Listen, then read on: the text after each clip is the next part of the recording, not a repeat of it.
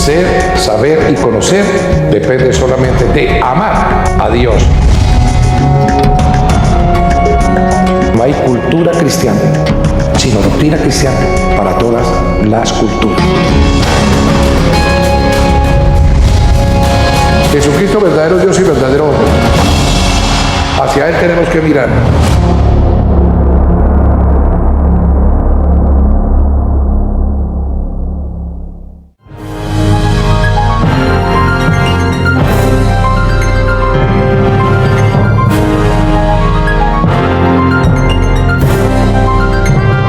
Veamos qué nos tiene el pastor Darío Silva Silva en nuestro cuestionario. Adelante, María Margarita. El pasado 27 de junio, el pastor Darío Silva Silva cumplió 85 años de vida y casi 40 en los caminos de la fe cristiana.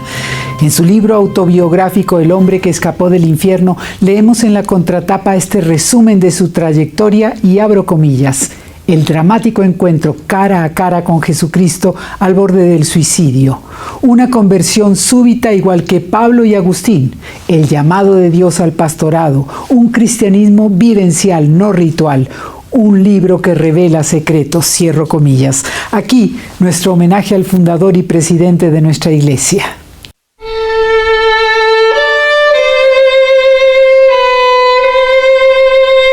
Me siento raro escribiendo esta carta. Después de consentir la idea del suicidio, que era una idea que tomaba cuerpo de obsesión dentro de mí cada día con mayor ahínco. Mi profesión de toda la vida, el periodismo, me resultaba inservible como un arma sin municiones. Después de vivir un descalabro financiero, mi prosperidad naufragaba en un mar de pagarés, letras de cambio, hipotecas, escrituras, cheques devueltos, telegramas amenazantes. Los embargos no tardarían en caerme encima. Solo faltaba un golpe de gracia. Pero ocurrió todo lo contrario. Quiero contarte del por qué escribir esta carta. No importa lo raro que me sienta al escribirla. Por un momento empiezo a devolver las cintas de mi memoria. Tarqui, un puertecito del río Magdalena, inicialmente llamado El Hato. Algunos de mis apellidos figuran en el acta de fundación del municipio: Silva, Cabrera, Iriarte, Tobar. Ellos y otros decidieron erigir un casco urbano para su convergencia económica en 1778. El actual y definitivo nombre de Tarqui fue adoptado por el mariscal Sucre durante la Guerra de la Independencia. Uno de mis antepasados fue don Ignacio Silva Silva, médico de profesión, general del Ejército Conservador de los 1000 días, diputado a la Asamblea y senador de la República. Su amigo personal, don Rafael Reyes, le ofreció el Ministerio de Higiene, pero prefirió quedarse al servicio de los necesitados en el sur del Huila. Cariñosamente lo llamaban Papá Ignacio. Hoy en día, en su honor, el Centro Cultural de Tarqui lleva su nombre. Mi padre, don Luis Silva Cabrera, fue un hombre de habilidades múltiples: mecanógrafo, abogado, electricista, mecánico, chalán, contabilista. La necesidad de producir con rapidez lo privó de la universidad, pero hizo de él un asombroso autodidacta. María del Pilar Silva Ochoa, mi madre, era nieta de antioqueños por línea materna, hija única. El matrimonio tuvo media docena de hijos: Herminia, Leonor, Leticia, Jaime, Darío y Humberto. A los 32 años, Pilarcita murió. Tras el prematuro deceso de su mujer, don Luis contrajo segundas nupcias, de las cuales hay numerosos vástagos. Nuestros abuelos y tíos paternos asumieron la crianza de los huérfanos, y Dios quiso que me acogieran mis padrinos bautismales, don Oliverio y doña María Antonia Cabrera. María Antonia era mujer de majestuosa humildad y sincera alegría en su porte.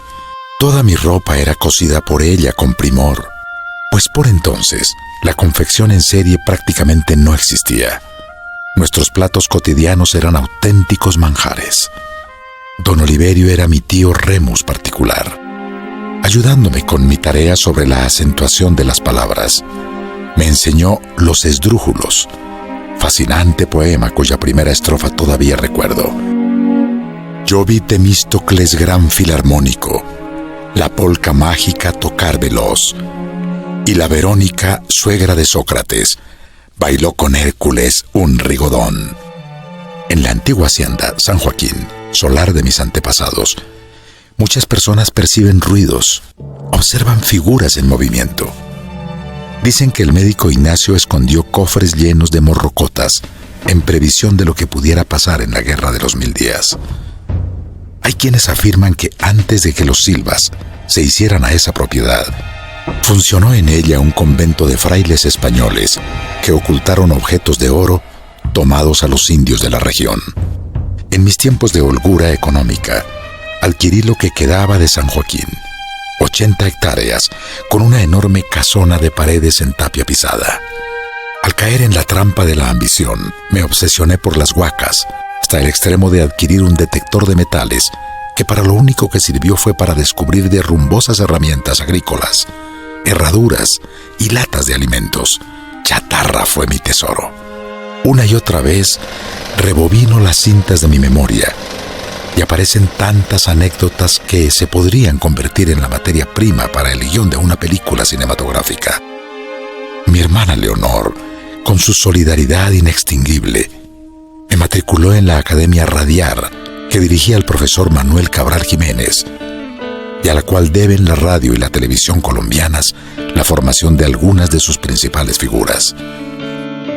De pronto la cinta de mi memoria hace una pausa y me lleva directamente a mi paso por la escuela de artillería, mis habilidades como mecanógrafo empírico, chusógrafo que llaman, me libraron de las filas en mi unidad, donde fui el escribiente del comando. Con los períodos de vagancia burocrática me permitía sostener conversaciones filosóficas con otro soldado de aficiones intelectuales afines a las mías, mi dragoneante Alfonso Rentería Mantilla, hoy periodista. Llega a la memoria uno de los oficiales que pasaron por ese centro militar, el teniente Julio Londoño Paredes, después laborioso canciller de la República. Pongo a funcionar la moviola psíquica para editar mi noticiero de ayer.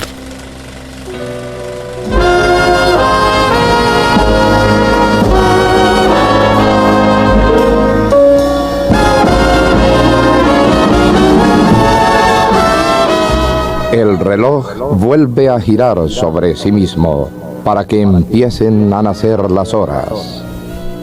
Del calendario se desprende una hoja más.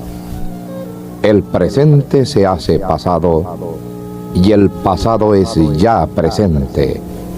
Ha llegado el nuevo día. Para mí, el primer encuentro con Darío Silva Silva fue en el Colegio Nacional Santa Librada. Yo soy mayor que él. Desde entonces, desde su juventud, siempre se distinguió por su inteligencia, por su personalidad, por su información. Era un hombre muy ilustrado y tenía dos cosas que lo caracterizaron: una extraordinaria memoria y una especial capacidad para declamar. Entonces él era requerido, admirado en los corrillos, en las reuniones, porque él por sí mismo era un espectáculo. Salvaba una reunión, justificaba un encuentro. Darío apasionado, no es el sectario cerrero, muy hábil en el debate dialéctico. En Surcolombiana habla la gente. Lo recuerdo en Pitalito.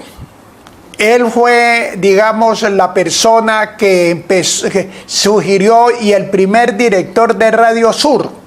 Y de allá lo llamaron a Neiva.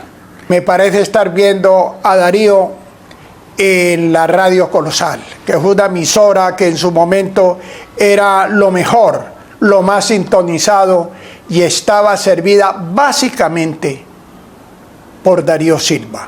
Como lector de noticias, como editorialista, era supremamente reconocido.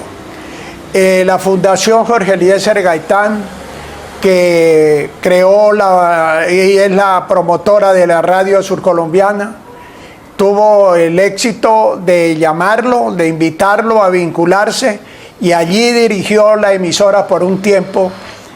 Cubrían la mayoría de la opinión, captaban la mayoría de la opinión regional. Radio Surcolombiana, un sistema de comunicación social de la Fundación Jorge Eliezer Gaitán. Darío era llamado de todos los medios, porque donde estuviera sobresalía, por su particular manera de ser, de pensar, de expresarse, de manifestarse, de reaccionar. Estuve vinculado al debate, el semanario El Debate. Él era por esencia un periodista y defendía, él por supuesto tenía autonomía de vuelo por su capacidad, pero además tenía carácter, jamás contradecía sus propios principios. Él era muy claro, pero era muy firme en sus conceptos, vehemente. Y así fue, así siempre lo conocí, no echaba para atrás, argumentaba con brillo, con autoridad, con información. La vulgaridad y las malas maneras jamás fueron características suyas. Un gran lector, crítico, analista. Él estuvo aquí en los tiempos de Gonzalo Arango, el famoso escritor y el creador del nadaísmo. A propósito, aquí se creó el grupo de los papelípolas. Darío fue miembro de ese grupo, que lo integraban 5 personas, todas importantes, pero en mi sentir, Darío era distinto a todos. Y todos, cada uno en su línea, con su temperamento y su manera de ser y de escribir, se diferenciaban. Pero Darío tenía como algo que lo hacía distinto y casi que como el líder de todos. Buenos días, nuevo día. Te pedimos paz, amor y felicidad. Haz que el mundo mejore en tus 24 horas, en los 60 minutos de cada hora y en los 60 segundos de cada minuto. Y que mañana, cuando tu hoy se vuelva ayer, podamos recibir con redoblado optimismo el nuevo día. Darío es como el viento, que uno no lo ve pero que se siente. Olfato, oído, gusto y tacto, los 5 sentidos de la noticia. Para el Huila es un orgullo, y para mí y para los míos, porque toda mi familia lo conoce y lo admira, es una profunda satisfacción ver lo que es Darío Silva para todos los huilenses, para los colombianos, y creo que para mucha gente, repito, de fuera del país.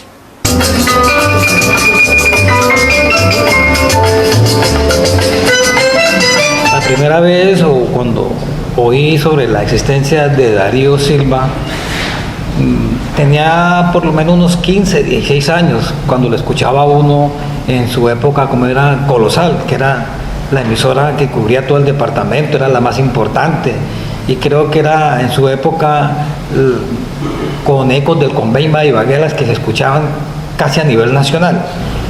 Y pues me trajo acá para la emisora. Quiero decirle que desde esa época yo estoy con la emisora. Yo voy a cumplir ahora en este mes de 16 de agosto, cumplo 38 años con la fundación.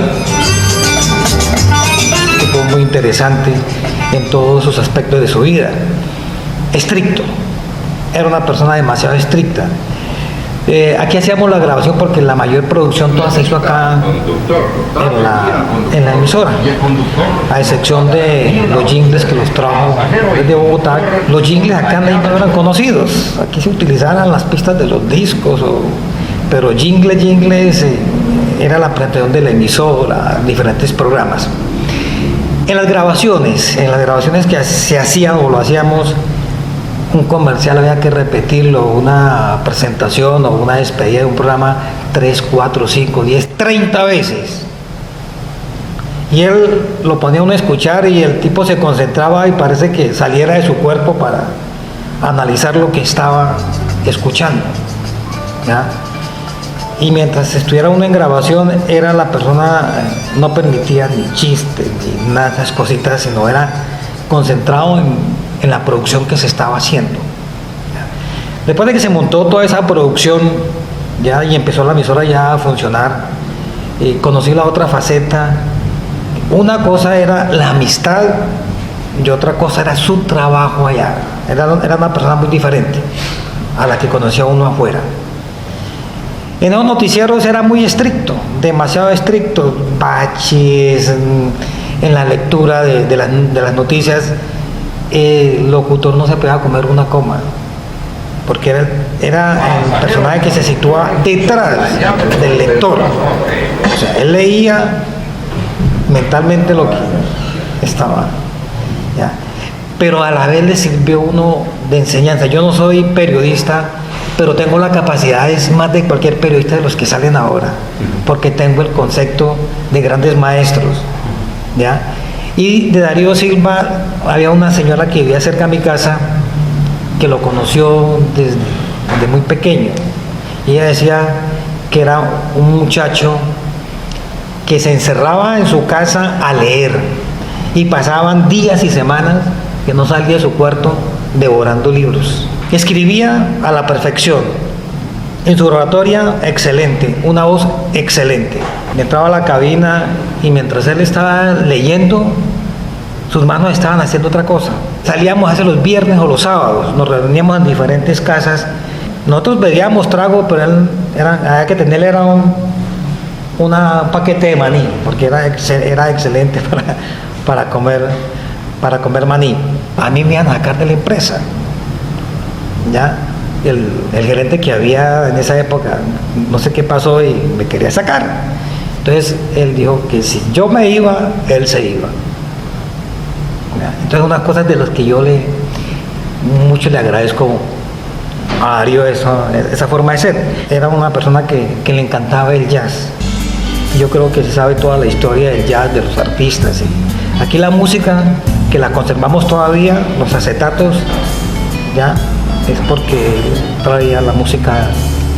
Incrementó una programación diferente a la radio de esa época. Inclusive era muy enamorado de la música de Roberto Carlos. Nos sentíamos orgullosos de trabajar aquí en Sur Colombiana porque para la época nosotros ganábamos 3 veces más de lo que ganaban en las otras emisoras. Y era un personaje que realmente dejaba huella. Él dejó huellas aquí como periodista. Y lástima que no aparecieran muchos Darío Silva para que rescataran el sistema del periodismo. Sabe decir lo que piensa en el escenario que se le antoja, con respeto pero sin inclinar la cerviz. Aquí fue objeto de mucha controversia por sus editoriales. Darío es un hombre con quien se puede estar de acuerdo o en desacuerdo, pero frente a quien no se puede ser nunca indiferente. Y siempre será un hombre polémico. Uno no vio inexactitudes en su conducta de cosas, de desórdenes. Un hombre apasionado, como el que más, por el ejercicio de su periodismo.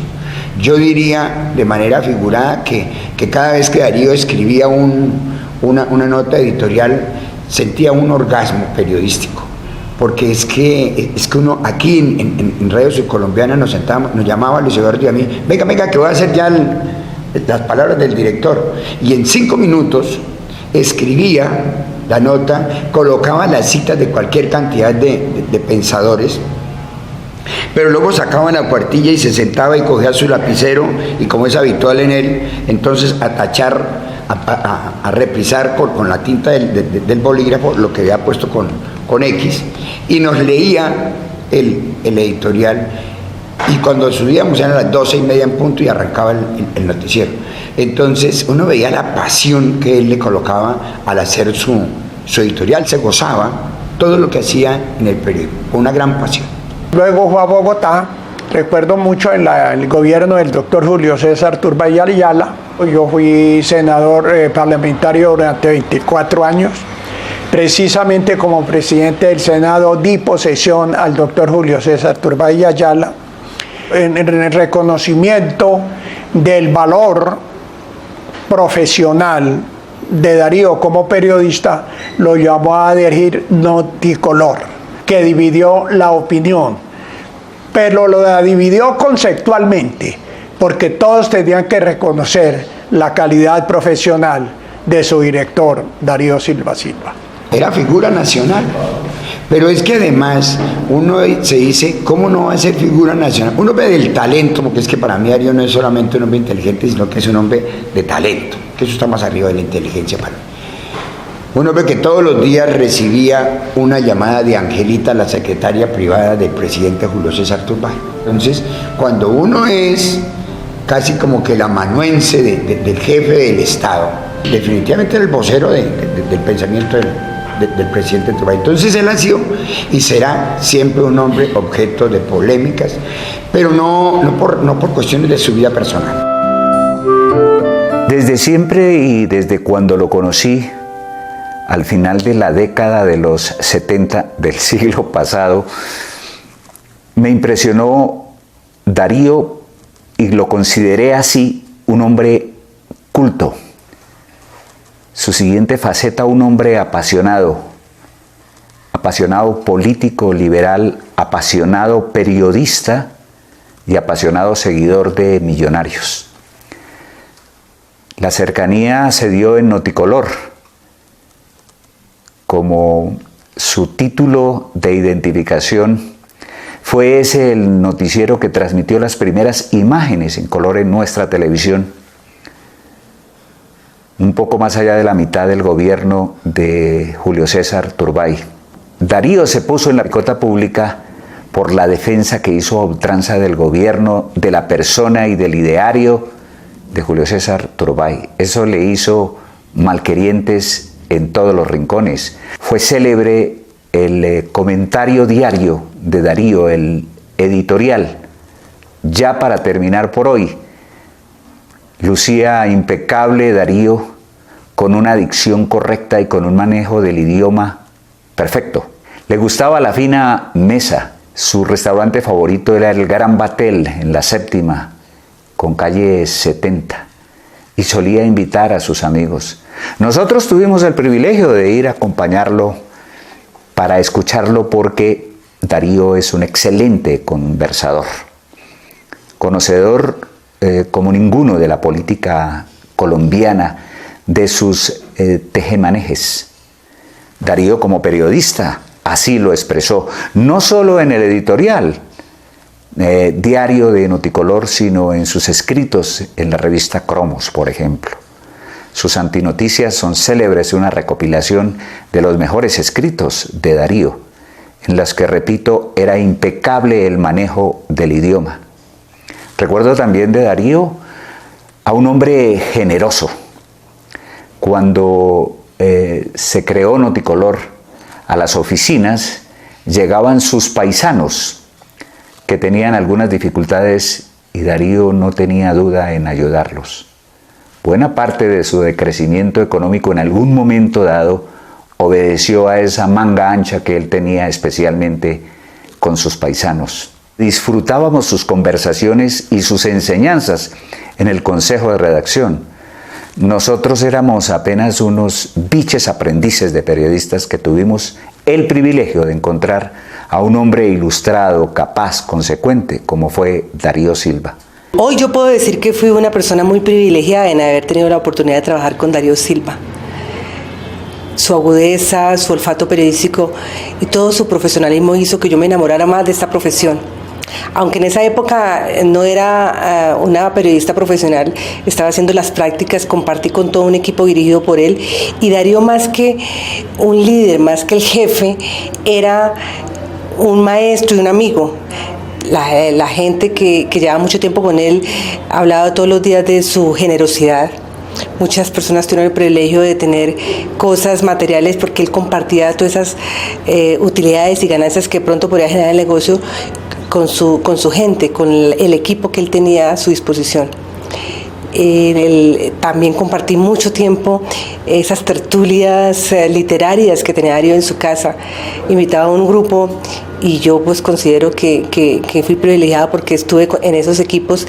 Después de una jornada larga de trabajo nos íbamos para su casa y compartíamos hasta medianoche, y admiraba a Darío esa memoria prodigiosa que tenía de todos estos artistas, de todos estos escritores, y si algo sé de literatura es porque se lo debo a él.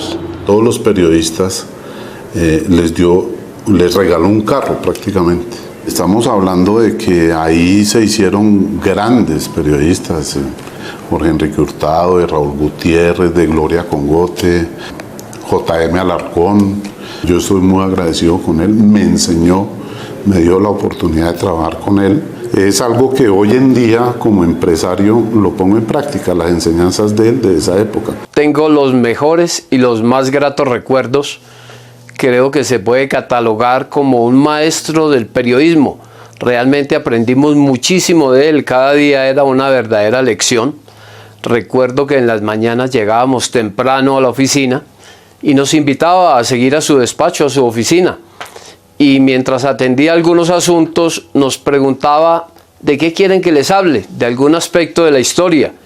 Y uno escogía, hábleme de la Primera Guerra Mundial, hábleme de la Segunda Guerra, hábleme de los egipcios, hábleme de Stalin, de Mussolini, de cualquier pregunta que uno le hiciera histórica, y él inmediatamente procedía a ilustrarlo a uno, a recordarle la historia. Una memoria prodigiosa y una gran cultura, un conocimiento general extraordinario. Un maestro que siempre lo guió a uno por los mejores caminos, con paciencia. También tengo que destacar su creatividad, porque todo lo que se hace hoy en día en los noticieros de televisión, todo se implementó en su momento en Noticolor. Realmente Noticolor fue la semilla de los noticieros modernos de la televisión, corresponsales nacionales cuando no había aún siquiera cámaras en las otras ciudades del país, corresponsales internacionales. En mi caso, la primera vez que se presentaron todos los goles del fútbol en Colombia completos fue en Noticolor. Y para eso tocó desplazar camarógrafos simultáneamente a todas las ciudades del país. No era una tarea fácil. Eso de ir a ver la pelea con la mamá del boxeador, todas esas cosas que se ven hoy en día se hicieron en Noticolor.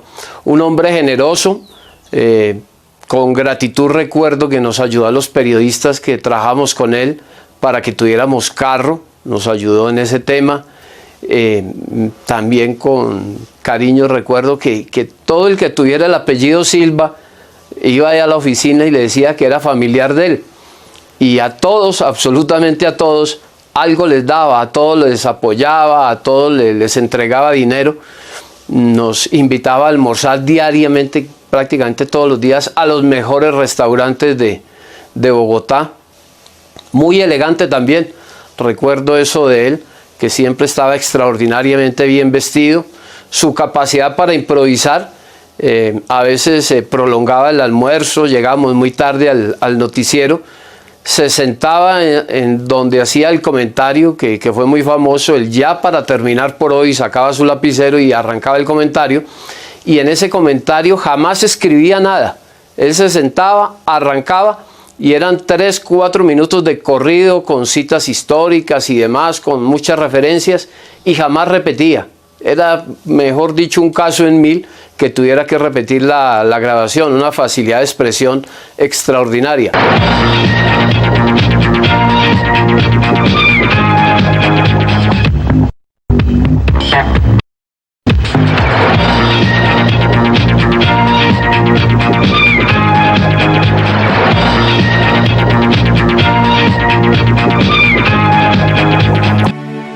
después de ese milagro del 24 de noviembre de 1984, donde literalmente un hombre que regresó del infierno. Sigo aquí, sirviéndole a mi Señor y Salvador. Doy gracias al Señor que en mi plena madurez su providencia me resarciera de tantos sinsabores con el regalo de una mujer incomparable que ha sosegado las antiguas arritmias de mi corazón. Junto a ella, hoy celebramos un aniversario más de esa hija, hoy convertida en toda una mujer. De Darío Silva Silva, para mi amada casa sobre la roca.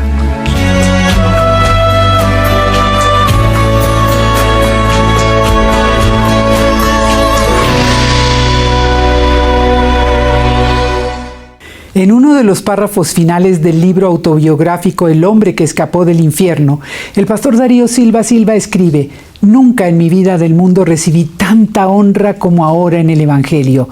Lo digo sin vanagloria, para bendecir al Señor, quien nos ama por encima de nuestras fallas y nos utiliza más allá de nuestras capacidades». Feliz cumpleaños, amado pastor Darío Silva Silva.